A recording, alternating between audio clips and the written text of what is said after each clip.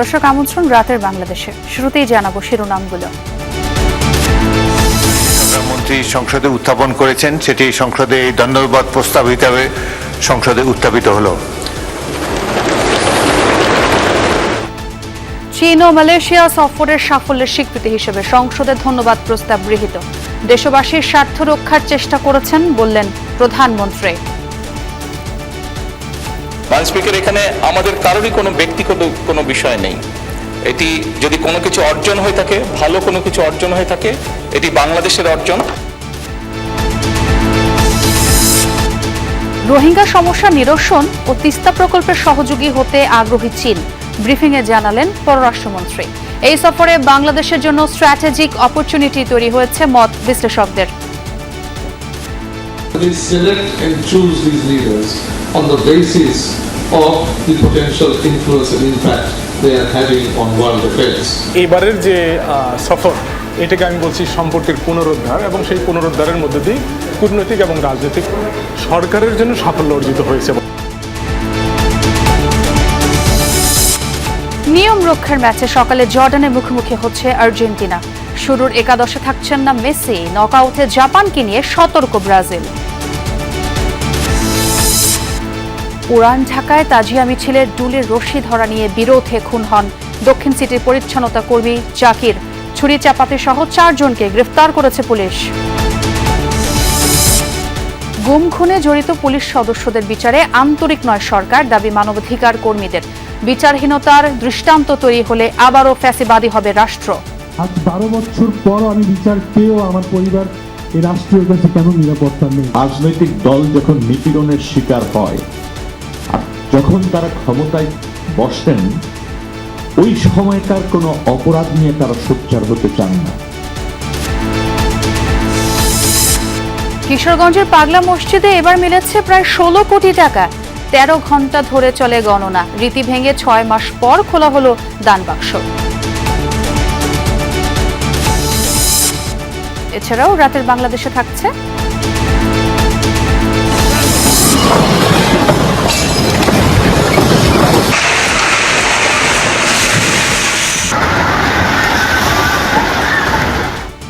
ভেনেজুয়েলায় ভূমিকম্পে প্রাণহানি হাজার ছুঁই ছুঁই, নিখোঁজ প্রায় 7,000।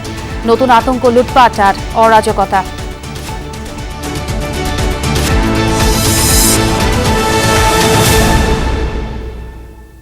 এতক্ষণ শিরোনাম দেখছিলেন, সঙ্গে আছে আমি ছোঁয়া খন্দকার।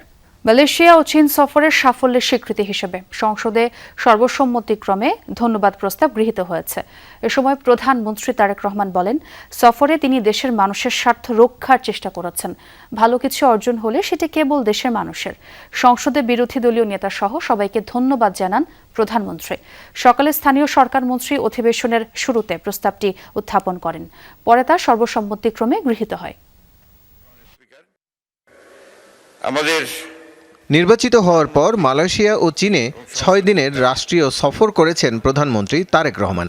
সফরে সাফল্যের স্বীকৃতি হিসেবে সংসদে ধন্যবাদ প্রস্তাব আনেন স্থানীয় সরকার মন্ত্রী মির্জা ফখরুল ইসলাম আলমগীর। সংসদে জনাব তারেক রহমানকে ধন্যবাদ জানাচ্ছি। জানান, চীনের সঙ্গে 17টি সমঝোতা স্মারক স্বাক্ষরিত হয়েছে। বলেন, বিদেশ সফর ঘিরে জাঁকজমকপূর্ণ সংবর্ধনার গদবাঁধা সংস্কৃতি বন্ধ করে ইতিবাচক পরিবর্তন এনেছেন প্রধানমন্ত্রী। পূর্বে যখন প্রধানমন্ত্রীরা বাইরে যেতেন, তখন আপনাকে বিরাট সম্বর্ধনার ব্যবস্থা করা হতো। দেশ থেকে ফিরলেও আবার রাস্তাঘাট বন্ধ করে দিয়ে একটা বড় রকমের সম্বর্ধনা আয়োজন করা হতো, যেটা তিনি নিজেই উদ্যোগ নিয়ে বন্ধ করে দিয়েছেন। আমাদেরকে নির্দেশ দিয়েছেন কোনো রকমের সম্বর্ধনা আয়োজন। অথচ তার যে সাকসেস, এই সাকসেসগুলো কিন্তু বিরাট। অর্থমন্ত্রী বলেন, প্রধানমন্ত্রীর এই সফর মালয়েশিয়ার সঙ্গে শ্রমবাজার, বিনিয়োগ এবং চীনের সাথে অবকাঠামো উন্নয়ন ও বাণিজ্য ভারসাম্য নিয়ে গুরুত্বপূর্ণ আলোচনা হয়েছে। এই ভ্রমণটার ভিত্তি ছিল আমাদের পররাষ্ট্রনীতির যে ভিত্তি, তার উপর করে যে আমাদের সাথে প্রত্যেকটি দেশের সম্পর্ক হবে অন মিউচুয়াল রেসপেক্ট। চায়নার সাথে বিশাল ট্রেড আমাদের সাথে, actually they are the largest trade partner of Bangladesh. এবং এইটাকে আরও কিভাবে বাংলাদেশের পক্ষে যে ট্রেড গ্যাপ যেটা আছে চায়নার সাথে, এটা আমরা আরও কিভাবে সেখানে রপ্তানি বাড়াতে পারি, সেই ব্যাপারেও আলোচনা হয়েছে মাননীয় স্পিকার। প্রধানমন্ত্রীর সফর দেশের স্বাধীনতা, সার্বভৌমত্ব, নিরাপত্তা ও অর্থনৈতিক উন্নয়ন আরও সুদৃঢ় করবে এমন মন্তব্য করেন স্পিকার হাফিজউদ্দিন আহমেদ। অনেক ত্যাগ তিতিক্ষার বিনিময়ে 1971 সালে জাতি যুদ্ধ করে দেশটিকে স্বাধীন করেছে। এমন সরকার এই দেশে জনগণ দেখতে পেয়েছে যারা স্বাধীনতা, সার্বভৌমত্ব অক্ষুণ্ণ রাখার জন্য কোনো প্রচেষ্টাই গ্রহণ করেনি। বর্তমান সংসদ নেতা এবং মাননীয় প্রধানমন্ত্রীর এই সাম্প্রতিক সফরের ফলে দেশবাসী অত্যন্ত আশান্বিত হয়েছে। বিরোধী দলীয় নেতা ডাক্তার শফিকুর রহমান প্রস্তাবের প্রতি সমর্থন জানিয়ে বলেন, স্বাধীন পররাষ্ট্রনীতি বাস্তবায়নে বিরোধী দল সরকারের প্রতি পূর্ণ সহযোগিতা করবে। যে দুটি দেশ সফরের মধ্য দিয়ে তার সরকারি সফর শুরু হলো, দুটি দেশই আমাদের দীর্ঘদিনের বন্ধু এবং তারা পরীক্ষিত বন্ধু। দেশের স্বার্থ আগে, তারপরে অবভিয়াসলি কারো সাথে আমাদের চুক্তি যাই হোক সেটা হবে মিউচুয়াল ইন্টারেস্টের ভিত্তিতে। আমরা কাউকে ক্ষতিগ্রস্ত করতে চাই না, কিন্তু আমরাও ক্ষতিগ্রস্ত হতে চাই না। প্রধানমন্ত্রী বলেন, সফরে তিনি দেশের মানুষের স্বার্থ রক্ষার চেষ্টা করেছেন। যা কিছু অর্জন তার সবটাই দেশের মানুষের বলেও মন্তব্য করেন তিনি। বাংলাদেশের মানুষ আমাদেরকে দায়িত্ব দিয়েছে তাদের স্বার্থ দেখার জন্য। আমাদের দলের অবস্থান থেকে আমরা একটি স্লোগান ব্যবহার করি, সেটি হচ্ছে যে বাংলাদেশ ফার্স্ট বা বাংলাদেশ প্রথম। মাননীয় স্পিকার, এখানে আমাদের কারোরই কোনো ব্যক্তিগত কোনো বিষয় নেই। এটি যদি কোনো কিছু অর্জন হয়ে থাকে, ভালো কোনো কিছু অর্জন হয়ে থাকে, এটি বাংলাদেশের অর্জন। পরে কণ্ঠ ভোটে দিলে সংসদে সর্বসম্মতিক্রমে ধন্যবাদ প্রস্তাব গৃহীত হয়। হ্যাঁ জয়যুক্ত হয়েছে, হ্যাঁ জয়যুক্ত হয়েছে, হ্যাঁ জয়যুক্ত হয়েছে। রাসেল আহমেদ, যমুনা নিউজ, ঢাকা। রোহিঙ্গা প্রত্যাবাসন এবং তিস্তা মহাপরিকল্পনা সহ বাংলাদেশের নানামুখী উন্নয়নের সহযোগী হতে আগ্রহী চীন। বিকেলে পররাষ্ট্র মন্ত্রণালয়ের এক ব্রিফিংয়ে এসব তথ্য জানান পররাষ্ট্রমন্ত্রী ডক্টর খলিলুর রহমান। জানান, এই সফরে চীনের সঙ্গে সম্পর্ক যেমন আরও এক ধাপ উন্নীত হয়েছে, তেমনি মালয়েশিয়ার সঙ্গেও হয়েছে বেশ কিছু ফলপ্রসূ আলোচনা। উভয় দেশ থেকেই মিলেছে আসিয়ানের সদস্যপদ প্রাপ্তি সহ বিভিন্ন জাতীয় গুরুত্বপূর্ণ বিষয়ে সহযোগিতার আশ্বাস। আমার বন্ধু জাদু জানে। মালয়েশিয়ায় অভূতপূর্ব স্বাগত আয়োজন আর চীনের লাল গালিচা সংবর্ধনা। সরকার গঠনের পর প্রথম রাষ্ট্রীয় সফরে এমনই সম্মানসূচক সংবর্ধনা পেলেন প্রধানমন্ত্রী তারেক রহমান। তবে এই সফরে দেশের জন্য কতটা স্বার্থ হাসিল হলো সেটির বিস্তারিত তুলে ধরতেই পররাষ্ট্র মন্ত্রণালয়ের সংবাদ সম্মেলন। দেশের মানুষের স্বার্থ নিয়ে কথা বলার এবং সেই স্বার্থ রক্ষা করার চেষ্টা করেছি। পররাষ্ট্রমন্ত্রীর দাবি, এই সফরে চীনের সঙ্গে কূটনৈতিক সম্পর্ক উন্নীত হয়েছে সর্বকালের সর্বোচ্চ পর্যায়ে। তিনি জানান, তিস্তা মহাপরিকল্পনা বাস্তবায়নে সব ধরনের সহযোগিতা করতে চায় চীন। এ লক্ষ্যে শিগগিরই মাঠ পর্যায়ে সম্ভাব্যতা যাচাই শুরু করবে বেইজিং। আমরা দুপক্ষে একমত হয়েছি যে সম্ভাব্যতা সমীক্ষা সেটা আমরা ত্বরান্বিত করব। ফিজিবিলিটি স্টাডি, এটা হচ্ছে যে কোনো প্রকল্পের প্রথম ধাপ। এছাড়াও সমন্বিত পানি সম্পদ ব্যবস্থাপনা, বন্যা প্রতিরোধ, নদী ড্রেজিং এবং সংশ্লিষ্ট প্রযুক্তি বিনিময়ে সহযোগিতা গভীর করার বিষয়ে আমরা একমত হয়েছি। এর আগে প্রধানমন্ত্রীর 1.5 দিনের মালয়েশিয়া সফরে গুরুত্ব পায় অনিয়মিত শ্রমিকদের নিয়মিতকরণ এবং নতুন শ্রমশক্তি পাঠানোর বিষয়টি। একই সাথে আসিয়ানের সদস্যপদ পেতে বাংলাদেশকে জোরালো সমর্থনের কথাও জানিয়েছে মালয়েশিয়া। আগামী বছরের মধ্যেই দেশটির সাথে মুক্ত বাণিজ্য চুক্তি বাস্তবায়নের কথাও জানান তিনি। Malaysia Bangladesh joint business council প্রতিষ্ঠার অগ্রগতিকে স্বাগত জানানো এবং দুই দেশের ব্যবসায়ী সমাজের মধ্যে নিয়মিত সংলাপ, পারস্পরিক ব্যবসায়িক যোগাযোগ ও বিনিয়োগ সহযোগিতা জোরদারের বিষয়ে আমরা আলোচনা করেছি। আসিয়ান সেক্টরাল ডায়ালগ পার্টনার হিসাবে অন্তর্ভুক্ত অর্জনের সচেষ্ট আছে এবং মালয়েশিয়া এই বিষয়ে তাদের দৃঢ় সমর্থন আমাদেরকে দেবেন বলে জানিয়েছেন। আগামী 18 মাসের মধ্যেই চট্টগ্রামের আনোয়ারায় চীনের অর্থনৈতিক অঞ্চল পণ্য উৎপাদন শুরু করার ব্যাপারে তোড়জোড় শুরু হবে জুলাইয়ে, এমনটি জানান বিডার চেয়ারম্যান। আনোয়ারাতে ওনাদের পুরো প্রজেক্টের টাইম ফ্রেম হচ্ছে 7 বছর।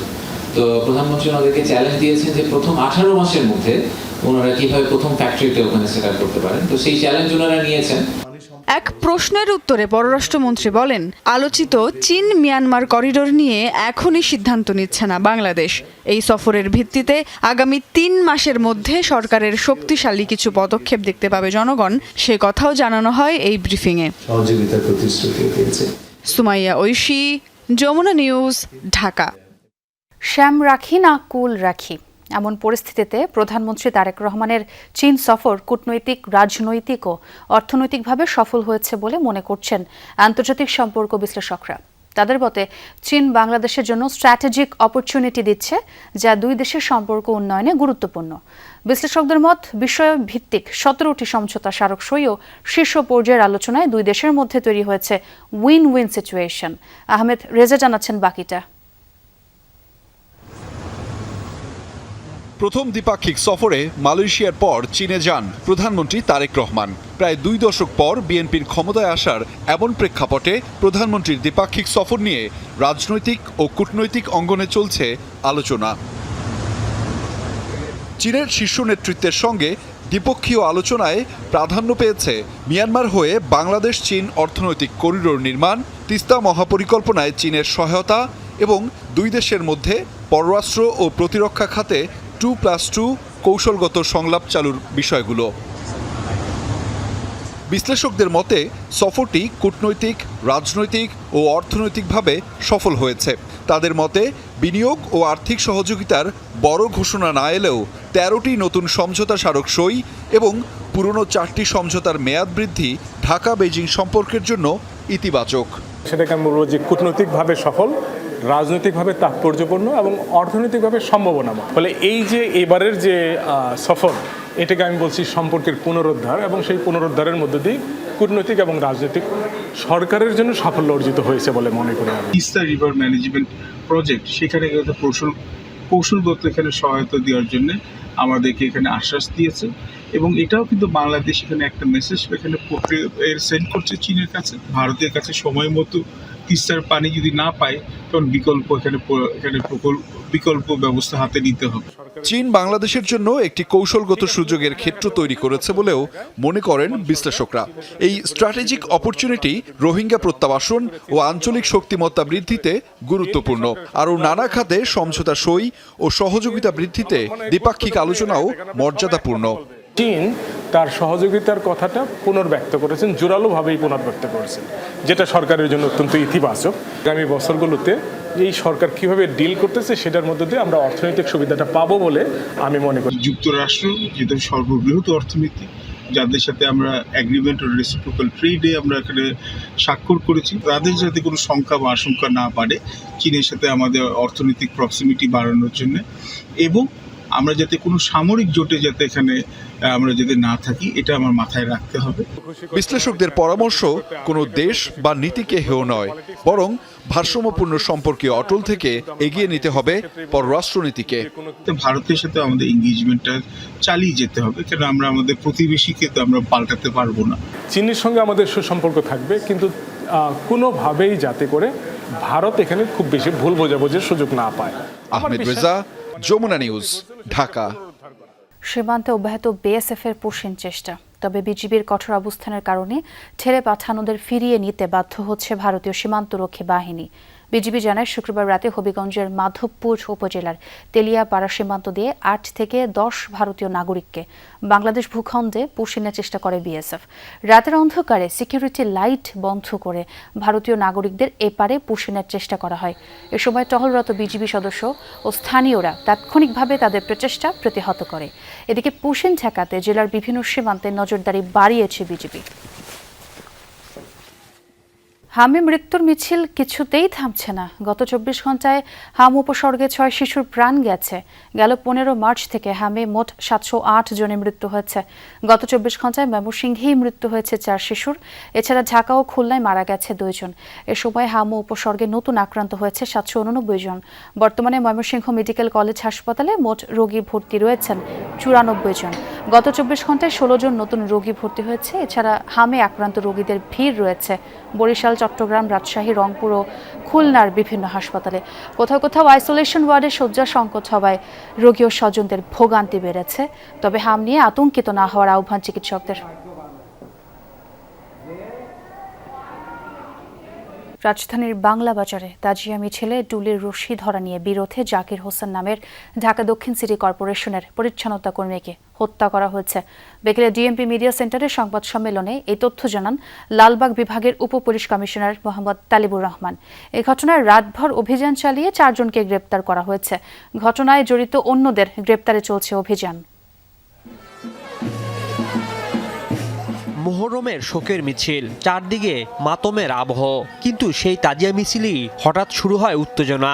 ডুলির রশি ধরা নিয়ে কথা কাটাকাটি, তারপর ধাক্কাধাক্কি, আর মাত্র কয়েক সেকেন্ডের মধ্যেই পরিস্থিতি রূপ নেয় রক্তাক্ত সংঘর্ষে। সিসিটিভির ফুটেজে দেখা যায় পিকে রায় রোডে ইস্পাহানি ভবনের নিচে কয়েকজনের মধ্যে বাকবিতণ্ডা। এক পর্যায়ে ধারালো অস্ত্র হাতে কয়েকজন জাকির হোসেনকে লক্ষ্য করে হামলা চালায়। প্রাণে বাঁচতে ছুটে পালানোর চেষ্টা করলেও রক্ষা পাননি তিনি। হামলার পর দ্রুত ঘটনাস্থল ছেড়ে পালিয়ে যায় হামলাকারীরা। পরে আশপাশের লোকজন গুরুতর আহত জাকিরকে উদ্ধার করে হাসপাতালে নিয়ে গেলে চিকিৎসক তাকে মৃত ঘোষণা করেন। নিহত জাকির ঢাকা সিটি কর্পোরেশনের পরিচ্ছন্নতা কর্মী। ঘটনার পরপরই সিসিটিভির ফুটেজ সংগ্রহ করে তদন্ত শুরু করে পুলিশ। গ্রেপ্তার করে 4 জনকে। এই ডুলির রশি ধরাকে কেন্দ্র করে তাদের মধ্যে বাকবিতণ্ডা এবং হাতাহাতির ঘটনা ঘটে। এক পর্যায়ে ভিকটিমকে যখন তারা বাংলা বাজারের এখানে একা পায়, তাকে ধরধর করে ধাওয়া করে এবং সেই ভিকটিম আত্মরক্ষার্থে পিকে রায় রোডের ইস্পাহানি ভবনের নিচতলায় গিয়ে আশ্রয় গ্রহণ করে। সেখানে হামলাকারীরা তার উপর নির্দয়ভাবে হামলা করে এবং ছুরি চাকু দিয়ে তাকে আঘাত করে।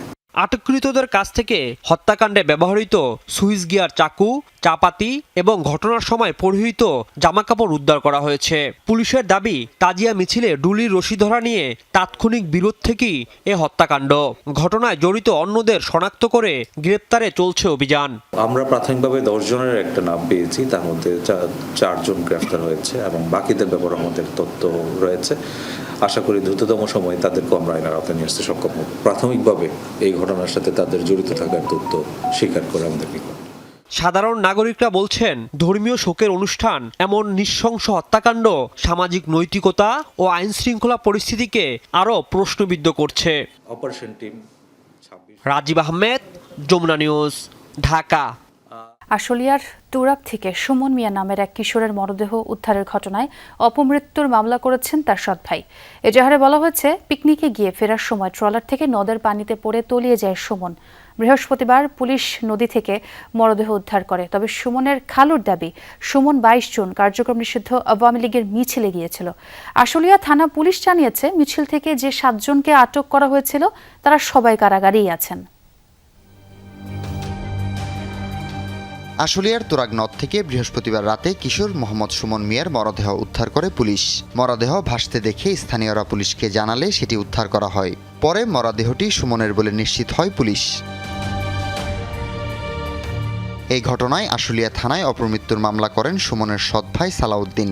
মামলার এজাহারে উল্লেখ করা হয়েছে, গত বৃহস্পতিবার পিকনিক করতে বন্ধুদের সঙ্গে ট্রলারে করে তুরাগ নদে গিয়েছিল সুমন। ট্রলার থেকে নামার সময় নদে পড়ে যায় সুমন। সাঁতার না জানায় তলিয়ে যায় পানিতে। উনি কি কোনোভাবে কোনো রাজনৈতিক দলের সাথে সম্পৃক্ত ছিল? এটা শিওর কিনা আমি জানি না, সত্যি কিনা এখন হয়তো বা অনেকজন অনেক কথা কইতাছে, এটাই জানি। শিওর কিনা আমি তাও জানি না। আমি থাকি দূরে, আমার ওই মা বাবা থাকে আরেক জায়গায়, আমি সবসময় তো ওই জায়গায় যাই না, এই বিষয়ে আমি জানি না। এ বিষয়ে কথা হয় সুমন মিয়ার খালু জুয়েল বাবুর সঙ্গে। তার দাবি, 22 তারিখ সোমবার কার্যক্রম নিষিদ্ধ আওয়ামী লীগের মিছিলে গিয়েছিল সুমন। শুনলাম আওয়ামী লীগের মিছিলে গেছে, যাওয়ার পরে দুপুর 2:30 থেকে 3টার ভিতরে শুনলাম মিছিল সেরে গেছে ট্রলার দিয়ে নাকি আশুলিয়া ঘাটে গেছে। তখন পুলিশে ধাওয়া দেওয়ার পরে ও ফাল দিছে। কিছু লোক আছে যারা ভারী, এরা ফাল দেয় নাই, ওরা অ্যারেস্ট হয়ে গেছে। আর যারা ফাল দিছে অনেকে কে বা কোথাও দিয়ে চলে গেছে। তো সুমন আর সাঁতার জানেন তো না, ও নিখোঁজ। আশুলিয়া থানার ভারপ্রাপ্ত কর্মকর্তা মোহাম্মদ তরিকুল ইসলাম জানিয়েছেন, ওই দিন মিছিল থেকে 7 জনকে আটক করা হয়। তারা সবাই কারাগারে আছেন। স্থানীয় লোকজনদের মাধ্যমে আমাদের বাড়ির পুলিশ খবর পায় যে একটি লাশ হলো নদীর মধ্যে আছে। আমাদের পুলিশ যে লাশ উদ্ধার করে পরিবারের পক্ষ থেকে বলতে তার ভাই থানায় একটি অপমৃত্যুর এজাহার দায়ের করে, যে তার ভাই হলো আমাদেরকে জানায় যে ওই দিন সে কিছু লোক নৌকা ভ্রমণের জন্য তার ভাইকে নিয়ে আসে। তার ভাই সাঁতার জানতো না, সাঁতার না জানার কারণে হুড়োহুড়িতে নদীতে পড়ে যায়। সুমন স্থানীয় একটি সবজির আড়তে কাজ করতেন। হাসিবুল করিম বিজয়, যমুনা নিউজ, ঢাকা। আদাবরে বিকাশের দোকানে ছিনতাইয়ের ঘটনায় মোহাম্মদ জাহিদ নামে সন্দেহভাজন এক ব্যক্তি গণপিটুনিতে নিহত হয়েছে। তাকে গণপিটুনি দেওয়ার পর পুলিশে খবর দেন স্থানীয়রা। পরে আদাবর থানা পুলিশ তাকে অসুস্থ অবস্থায় উদ্ধার করে সোহরাবর্দী হাসপাতালে নিয়ে যায়। পরে তাকে আদালতে নেওয়া হলে আদালত ওই ব্যক্তির চিকিৎসা নিশ্চিত করার আদেশ দেন। গণপিটুনিতে আহত জাহিদকে পুনরায় হাসপাতালে নেওয়া হলে চিকিৎসক তাকে মৃত ঘোষণা করেন। বিএনপি সরকার গুম খুনের বিচারে আন্তরিক নয়। ফ্যাসিবাদী আমলে দলটির বহু নেতাকর্মী গুম খুন সহ পুলিশের নির্যাতনের শিকার। তারপরও দলটি অভিযুক্ত পুলিশ সদস্যদের বিরুদ্ধে ব্যবস্থা নিচ্ছে না। মানবাধিকার দিবসের এক আলোচনায় এমন মন্তব্য করেছেন মানবাধিকার কর্মীরা। বলেন, বিচারহীনতার দৃষ্টান্ত তৈরি হলে দেশ আবারও আওয়ামী লীগের মতো ফ্যাসিবাদী রাষ্ট্র হবে। অপরাধ না করেও শত শত আওয়ামী লীগ নেতাকর্মীকে আটকে রাখার সমালোচনাও করেন বক্তারা। শনিবার সকালে হিউম্যান রাইটস সাপোর্ট সোসাইটির উদ্যোগে রাজধানীর বাংলা মোটরে বিশ্ব সাহিত্য কেন্দ্রে 12তম মানবাধিকার সম্মেলন অনুষ্ঠিত হয়। এতে উপস্থিত হন মানবাধিকার কর্মী, আইনজীবী সহ বিগত সরকারের আমলে নিপীড়নের শিকার ভুক্তভোগী ও তাদের পরিবারের সদস্যরা। আইন বহির্ভূতভাবে তুলে নিয়ে যাওয়া হয়েছে। সম্মেলনে আওয়ামী সরকারের সময়ে আইন শৃঙ্খলা রক্ষাকারী বাহিনী দ্বারা নির্যাতনের নানা অভিজ্ঞতা তুলে ধরেন ভুক্তভোগীরা। আজ 12 বছর পরও আমি বিচার পেয়েও আমার পরিবার এই রাষ্ট্রীয় কাছে কেন নিরাপত্তা নেই, কেন রাষ্ট্রীয় আমার এই পরিবারকে নিরাপত্তা দিতে পারলো না। আমার গলি করে ধরে নিয়ে গই করলো নলটা খাইয়ে বলতে বন্দুক যুদ্ধ, অথচ বন্দুক যুদ্ধ বাও কি জানি আমি জানতাম না। এ সময় আলোচকরা গুম খুনের বিচার করতে বর্তমান সরকার আন্তরিক নয় বলে অভিযোগ করেন। বলেন, মানবাধিকার লঙ্ঘনের ঘটনায় দলীয় বিবেচনা রাখা যাবে না। তাদের মতে মানবাধিকার সুরক্ষায় একটি শক্তিশালী ও স্বাধীন মানবাধিকার কমিশন গঠন জরুরি, নইলে বর্তমান সরকারও আগের সরকারের পথেই হাঁটবে বলে আশঙ্কা প্রকাশ করেন তারা। আমি জানি না, রাজনৈতিক দল যখন নিপীড়নের শিকার হয় আর যখন তারা ক্ষমতায় বসেন, ওই সময়কার কোনো অপরাধ নিয়ে তারা সোচ্চার হতে চান না। এটার কারণ কি এরকম যে ক্ষমতায় টিকে থাকতে হলে বাহিনীগুলির সমর্থন লাগবে? আমার মনে হয় অনেক বেশি সংস্কারের জায়গা এখনো বাকি আছে। তো সেই জায়গা থেকে যদি আমরা এসওপিটা ডিফাইন করতে পারি, স্ট্যান্ডার্ড অপারেটিং প্রসেসটা কি হবে, তাহলে মানুষ জানবে বা বাহিনীগুলো জানবে তাদের এখতিয়ার কতটুকুর মধ্যে তারা আসলে ফাংশনাল থাকবে। অনুষ্ঠানে নির্যাতনের শিকার ব্যক্তিদের আইনি সহায়তা দিয়ে পাশে দাঁড়ানোর আহ্বান জানানো হয়। পাশাপাশি পুলিশ সদস্যদের বিচারে একটি স্বাধীন তদন্ত কমিশন গঠনের দাবিও জানান বক্তারা। এ সময় নিরপরাধ আওয়ামী লীগ নেতাকর্মীদের আটকে রাখার কঠোর সমালোচনা করেন তারা। হাজার হাজার মানুষকে বন্দী রাখা হয়েছে বলে যে তারা নিশ্চুপ ছিল, তাদের সামনে দেখলে হত্যাকাণ্ড ঘটছে, তারা কিছু বলেনি। আমরাও কিন্তু নিশ্চুপ থাকছি যখন আমরা দেখছি হাজার হাজার মানুষকে আটকে রাখা হচ্ছে বিনা বিচারে, কোনো এভিডেন্স ছাড়া। একটা বেল করেছে আপনি হাইকোর্টে, তাকে সৌনের দেখেছে ব্রাহ্মণবাড়িয়া জেলে, বের হবে এরকম করে গাট্টি পুরস্কার নিয়ে বেরোতেছে, হঠাৎ করে ডিবি পুলিশ এসে ধরে বলছে কি আপনি তো আরেক মামলার আসামি। বেচারা মনটা খারাপ হয়ে গেছে, আবার চলে গেছে। আবার জানাই আমাকে পাঠাইছে তার ওয়াইফ এসে, স্যার আমার ধরে ফেলছে, তা আমি কি করব স্যার, আবার বেল, আবার করে হাইকোর্ট থেকে বেল করলাম, এইবার বলে তোমাকে সৌনের দেখানো হবে কক্সবাজার। পরে সীমান্ত হত্যার কঠোর সমালোচনা করেন বক্তারা। সীমান্তে ভারতের সঙ্গে সম্পর্কের ক্ষেত্রে নতজানু পররাষ্ট্রনীতি নয়, বরং মর্যাদাপূর্ণ ও দৃঢ় কূটনৈতিক অবস্থান গ্রহণের তাগিদ দেন আলোচকরা। আচ্ছা, 15 বছর হয়ে যায়, আমি সরকার খুব থাকবে না, আমাদের কোনো সহযোগিতা খালি আশা দিয়ে গেছে। রাব্বি সিদ্দিকী, যমুনা নিউজ, ঢাকা। সচ্ছল কারখানায় নিরবচ্ছিন্ন গ্যাস সরবরাহ নিশ্চিত করতে যুক্ত হবে একটি ভাসমান এলএনজি টার্মিনাল। এছাড়া ব্যবসা সহজীকরণে কোম্পানি নিবন্ধনের 14 দিনেই মিলবে আইআরসি ও এলসি খোলার সুবিধা, এমনটাই জানিয়েছেন বাণিজ্যমন্ত্রী খন্দকার আব্দুল মুকতাদির। বিকেলে বিজিএমইএ এর industry placement recruitment and talent development প্রোগ্রামে প্রধান অতিথির বক্তব্যে মন্ত্রী বলেন, চট্টগ্রাম বন্দরে ডকিং আনডকিং দ্রুত করতে ডেনিশ কোম্পানির পাশাপাশি যুক্ত হচ্ছে আরও বিদেশি অপারেটর। লক্ষ্য হল পরিবহন খরচ কমিয়ে শতভাগ উৎপাদন ক্ষমতা নিশ্চিত করা। বাণিজ্য মন্ত্রী জানান, ব্যবসা সহজীকরণে 6টি আলাদা সংস্থার হয়রানিমূলক পরিদর্শনের বদলে চালু হচ্ছে অনলাইন ওয়ান উইন্ডো আর সমন্বিত পরিদর্শন ব্যবস্থা। বলেন, রপ্তানির 85% আয় করা তৈরি পোশাক খাতের ধারের কাছে অন্য আর কেউ নেই। কিশোরগঞ্জের পাগলা মসজিদে এবার মিলেছে 15,90,80,146 টাকা। এবার রীতি ভেঙে 3 মাসের পরিবর্তে 6 মাস পর খোলা হয়েছে দানবাক্স। 43 বস্তায় মিলেছে দেশি বিদেশি অর্থ ও স্বর্ণালংকার। এবার ডিজিটাল মাধ্যমেও নেওয়া হয় দানের টাকা। এ যেন টাকার খনি। বড় বড় লোহার সিন্দুক খুলে বের করা হচ্ছে বস্তা ভর্তি টাকা। বহু বছরের রীতি ভেঙে এবার 3 মাসের বদলে 6 মাস পর খোলা হলো কিশোরগঞ্জের ঐতিহ্যবাহী পাগলা মসজিদের দানবাক্স। একে একে খোলা হয় 13টি লোহার দানবাক্স। বের করা হয় দেশি বিদেশি মুদ্রা ও স্বর্ণ অলংকার। সবাই ভালো লাগে, মন খারাপ থাকলে আসি, ভালোই লাগে, খারাপ লাগে না। আমাদের সবাই অনেক কিছু শুনছি, জানছি, দেখার একটা ইন্টারেস্ট ছিল। একে একে 34 বস্তায় ভরে যায় দানবাক্সের টাকায়। এরপর নেওয়া হয় মসজিদের দ্বিতীয় তলায়। সেখানে শুরু হয় গণনা। সাধারণ শিক্ষার্থী ও রূপালী ব্যাংকের কর্মকর্তা কর্মচারী সহ গণনার কাজে অংশ নেয় 6 শতাধিক স্বেচ্ছাসেবী। নির্ভুলভাবে হিসাবের জন্য ব্যবহৃত হয় ইলেকট্রনিক মেশিন। আমাদের আইন শৃঙ্খলা বাহিনী, পুলিশ, র্যাব, ব্যাটালিয়ন, আনসার সহ শতাধিক নিরাপত্তা কর্মী কাজ করতেছে। মনের আশা পূরণে দেশ বিদেশের বহু মানুষ এই পাগলা মসজিদে দান করে থাকেন। এবার প্রথমবারের মতো ডিজিটাল মাধ্যমেও অনুদান জমা দেওয়ার সুযোগ রাখা হয়। এই পাগলা মসজিদে বিভিন্ন মানুষ থাকে, মানুষ আসে। তো আমরা আজকে আসছি জেলা প্রশাসক জানালেন, দান থেকে প্রাপ্ত অর্থ প্রথমে রূপালী ব্যাংকের মসজিদ অ্যাকাউন্টে জমা করা হবে। পরে সেগুলো ব্যবহার করা হবে সামাজিক ও মসজিদ মাদ্রাসার উন্নয়নের কাজে। পাগলা মসজিদের জমাকৃত তহবিল থেকে কমপ্লেক্সের মাদ্রাসার 130 জন এতিম ও অসহায় ছাত্রদের জন্য যাবতীয় খরচ বহন করা হয়। 25 জন কর্মচারী, 10 জন আনসার সদস্যদের বেতন প্রদান করা হয়। মসজিদের বিদ্যুৎ বিল এবং মসজিদের উন্নয়ন খাতে ব্যয় করা হয়। এছাড়াও জমাকৃত টাকার লভ্যাংশ হতে কিশোরগঞ্জ জেলার দরিদ্র রোগীদের চিকিৎসার জন্য অনুদান প্রদান করা হয়। এর আগে গত বছরের 27 ডিসেম্বর খোলা হয় মসজিদের দানবাক্সগুলো।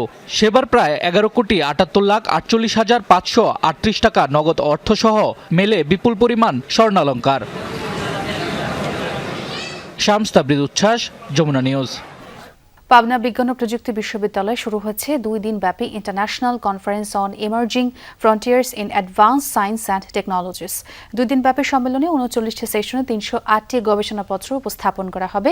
পাবনা বিজ্ঞান ও প্রযুক্তি বিশ্ববিদ্যালয়ের বিজ্ঞান এবং জীব ও ভূবিজ্ঞান অনুষদ এবং মালয়েশিয়ার ইউনিভার্সিটি অব মালয়েশিয়া পেয়ারলিস যৌথভাবে এই আয়োজন করে। সম্মেলনের প্রধান পৃষ্ঠপোষক উপাচার্য অধ্যাপক ডক্টর আবুল হাসনাত মোহাম্মদ শামীম।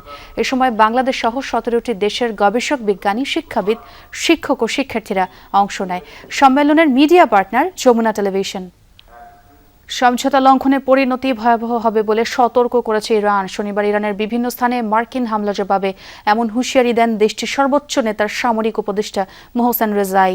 তিনি বলেন, যুক্তরাষ্ট্র চুক্তি লঙ্ঘন করলে এর দ্রুত জবাব দেওয়া হবে, এমনকি যুক্তরাষ্ট্রকে চূড়ান্ত পরিণতিও বরণ করতে হবে বলেও জানান তিনি। এর আগে হরমুজ প্রণালীতে একটি পণ্যবাহী জাহাজে হামলার পর ইরানের বিভিন্ন স্থানে হামলা চালায় মার্কিন বাহিনী। সেন্ট্রাল কমান্ড জানায়, একটি পণ্যবাহী জাহাজে ড্রোন হামলার জবাবে শুক্রবার বিভিন্ন সামরিক অবস্থানগুলোয় হামলা চালানো হয়। এদিকে তেহরান বলেছে, অনুমোদিত পথে যাতায়াত করার কারণে পণ্যবাহী জাহাজটিতে হামলা চালানো হয়েছে। জোরালো ভূমিকম্পে বিপর্যস্ত ভেনেজুয়েলায় নতুন সংকট, লুটপাট।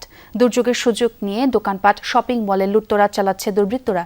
পরিস্থিতি মোকাবেলায় সেনাবাহিনী মোতায়েন করতে যাচ্ছে দেশটির সরকার। এদিকে উদ্ধার কাজে এখনও হিমশিম অবস্থা। যোগ দিয়েছে বিভিন্ন দেশের 30টির বেশি দল। এ পর্যন্ত উদ্ধার হয়েছে 920 জনের মরদেহ। জাতিসংঘের সংখ্যা এখনও নিখোঁজ প্রায় 60,000 মানুষ। ভয় আর আতঙ্কে খোলা আকাশের নিচে অবস্থান হাজার হাজার মানুষের। একের পর এক দোকান, গুদাম ও সুপারমার্কেট থেকে লুট হচ্ছে খাদ্যদ্রব্য সহ নানা পণ্য। কেউ বস্তায় ভরে, কেউ বা থলিতে, আবার কেউ খালি হাতে যা পাচ্ছেন তাই নিয়েই যাচ্ছেন। এ দৃশ্য ভূমিকম্পে বিপর্যস্ত ভেনেজুয়েলার। দুর্যোগের মধ্যেই মানুষের বেপরোয়া আচরণে বিশৃঙ্খল এই পরিস্থিতি সামাল দিতে হিমশিম খাচ্ছে নিরাপত্তা বাহিনী। লুটপাট বন্ধে এরই মধ্যে সেনাবাহিনী মোতায়েনের নির্দেশ দিয়েছেন অন্তর্বর্তী প্রেসিডেন্ট ডেলসি রড্রিগেজ। এদিকে বিপর্যস্ত ভবনের নিচে এখনও চাপা পড়ে আছে হাজার হাজার মানুষ। জাতিসংঘের দাবি এই সংখ্যা প্রায় 60,000। এখনও জীবিতদের উদ্ধারের আশায় দিনরাত অভিযান চালাচ্ছে উদ্ধারকর্মীরা। বের করা হচ্ছে একের পর এক মরদেহ। নিখোঁজ স্বজনদের সন্ধানে নির্ঘুম রাত পার করছে ভেনেজুয়েলার মানুষ। এখনও অনুভূত হচ্ছে আফটার শক। আতঙ্কে বাড়িঘর ছেড়ে খোলা সড়কে অবস্থান নিয়েছে অনেকেই। আমরা রাস্তায় ঘুমাচ্ছি, খাবারের জন্য হন্যে হয়ে ঘুরছি। আমাদের কোনো বাড়ি নেই, মাথা গোঁজার ঠাঁই নেই। পুরো রাষ্ট্র ব্যবস্থা ধসে পড়েছে। এখনো বহু শিশুসহ অসংখ্য মানুষের কোনো খোঁজ মেলেনি। আমরা স্রেফ বেঁচে থাকার লড়াই করছি। আন্তর্জাতিক নিষেধাজ্ঞা ও অর্থনৈতিক সংকটে জর্জরিত লাতিন আমেরিকার দেশটির সহায়তায় এগিয়ে এসেছে অনেক দেশ। এর মধ্যে যুক্তরাষ্ট্র, মেক্সিকো, ফ্রান্স, তুরস্ক, সুইজারল্যান্ড সহ আরও অনেক কয়েকটি দেশ খাবার, বিশুদ্ধ পানি আর উদ্ধারকারী দল পাঠিয়েছে। বিশ্বের বিভিন্ন দেশ থেকে প্রায় 1600-রও বেশি উদ্ধারকর্মী, 100টি প্রশিক্ষিত কুকুর সহ মোট 30টি বিশেষ উদ্ধারকারী দল এখনও ভেনেজুয়েলায় অবস্থান করছে। ভেনেজুয়েলায় জরুরি উদ্ধার ও ত্রাণ সহায়তায় $15 মিলিয়ন বরাদ্দ দিয়েছে জাতিসংঘ। আক্রান্তদের চিকিৎসা সেবা, আশ্রয় ও খাদ্য সহায়তায় বিভিন্ন দেশ এগিয়ে এসেছে। বিশ্ব খাদ্য কর্মসূচি সংস্থা জানিয়েছে ভেনেজুয়েলায় 10,000-এরও বেশি পরিবারের জন্য 2 মাসের খাবারের মজুদ রয়েছে তাদের কাছে। বুধবার স্থানীয় সময় সন্ধ্যায় জোড়া ভূমিকম্প আঘাত হানে ভেনেজুয়েলার, যার মধ্যে দ্বিতীয়টি হল দেশটির ইতিহাসে 100 বছরের মধ্যে সবচেয়ে বেশি শক্তিশালী কম্পন। মাহমুদ সাকিব, যমুনা নিউজ। দর্শক, এই ছিল রাতের বাংলাদেশে। এতক্ষণ যারা সঙ্গে ছিলেন সবাইকে ধন্যবাদ।